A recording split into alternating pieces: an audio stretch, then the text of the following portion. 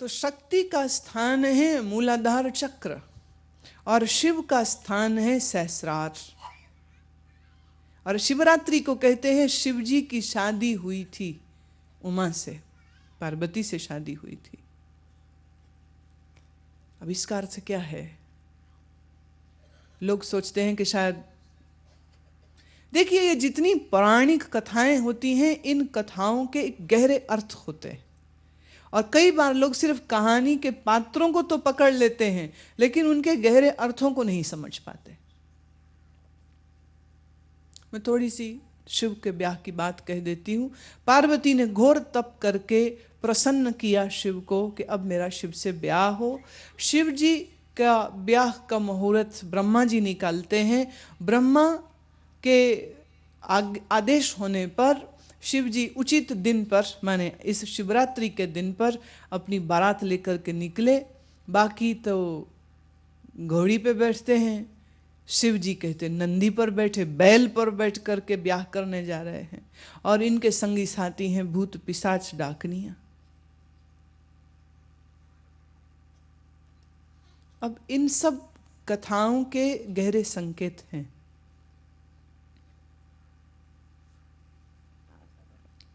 सुषुम्ना, सुषुम्ना है नंदी, इसी नंदी पर सवार होगा। उमा से जो मिलाप होना है, उस मिलाप के पूर्व की जो तैयारी है, वह तैयारी सारी यौगिक है। भूत पिशाच साथ में होंगे, मतलब जिस समय आपका मूलाधार चक्र जागृत होगा, उस समय इसी जन्म के नहीं बल्कि करोड़ों करोड़ों जन्मों के भय, क्रोध, वासनाएं, यह सब जागृत हो जाती। और ऐसे समय में अगर वो सद्गुरु के समीप ना हो और शिष्य सात्विकी जीवन व्यतीत ना कर रहा हो, तो बहुत भारी हानि होने की भी संभावना।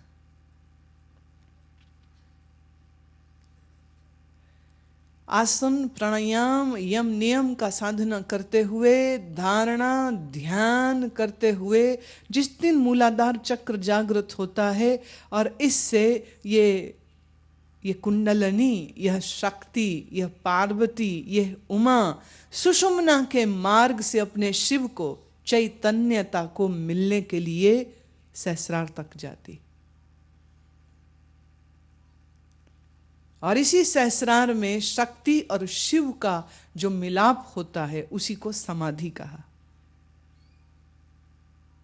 और अद्भुत बात यह है, जितनी महत्वपूर्ण इस कुंडली शक्ति का जागरण है, उधर्वगामी यात्रा है, उतना ही कीमती पक्ष फिर यह भी है कि एक दफे शिव और उमा का, एक दफे शिव और शक्ति का मिलाप हो गया तो फिर शक्ति वापिस अपने स्थान पर लौटती है, पर अब अकेली नहीं, शिव को साथ लेकर के आती। अभिप्राय इसका यह है कि शक्ति और शिव फिर सदैव साथ होते हैं, प्रकृति और पुरुष फिर सदा साथ होते हैं। फिर इस मनुष्य जन्म के साथ साधक अपने जीवन को जीता है, अपने ऐन्द्रियक और शारीरिक कर्मों को जीते हुए, ऐन्द्रियक और शारीरिक भोगों को भोगते हुए भी उस चैतन्यता के सहित होता है। वो चैतन्यता फिर लुप्त नहीं होती। जब तक यह चेतना जागृत नहीं हुई, तब तक खाना सिर्फ खाना है। पर जिस दिन चेतना जागृत हो गई, उस दिन यह भूख जिन प्राणों को लग रही है, और जब यह भोजन खाता है, ये सारा खेल फिर प्रकृति और पुरुष का हो रहा है। फिर ये एक लीला हो जाती। आज के दिवस में शिव और उमा का जो ब्याह है, ये ब्याह का अर्थ है शक्ति का और चैतन्यता का मिलाप होना। कितना सुंदर। अभी तुम्हारी शक्ति अपने पति, अपने शिव से बिछड़ी हुई है। अभी उसके ऊपर धूम्रता है, अंधेरा है। मूलाधार में जो शिवपिंडी है, जो शिवलिंग का चिन्ह है, वह शिवलिंग धूम्र वर्ण का, अंधकार वर्ण का।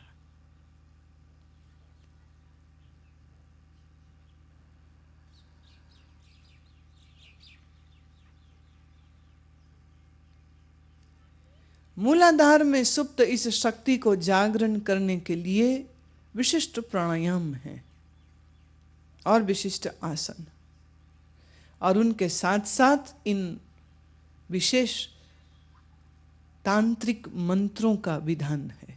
मंत्र हो और यंत्र हो, और साथ ही साथ तुम्हारी नैष्टिक साधना चले। नैष्टिक साधना का अर्थ है निश्चय पूर्वक। ये नहीं कि आज जग गए, सुबह तो थोड़ी देर कर लिया, फिर सोए रह गए, फिर कभी उठ गए, फिर कभी नहीं उठे। ये नैष्टिक साधना नहीं होती। नैष्टिक साधना का अर्थ है जैसे सूर्य ने रोज पूर्व से उदय होना है और रोज पश्चिम में अस्त होना है, ठीक ऐसे ही सूर्य उदय से पूर्व तू जग जाए। ऐसा हो ही नहीं सकता है कि सूर्य उदित हो और तुम सो रहे हो। जैसे संध्या काल में सूर्य अस्त होता हो, ठीक उसी समय पर तुम्हारे सारे सांसारिक क्रियाकलाप अस्त होने लग जाए और तुम फिर से अपनी साधना के लिए तैयार हो जाओ। आसन बैठे, आसन पर बैठ, रीढ़ की हड्डी सीधी कर, जैसा गुरु ने आदेश दिया हो उस आदेश के अनुसार अपनी साधना। अगर वो मंत्र की साधना है तो मंत्र करे, यंत्र की साधना है तो यंत्र पर ध्यान करे, धारणा की साधना है तो धारणा करे, प्रत्याहार की साधना है तो प्रत्याहार करे।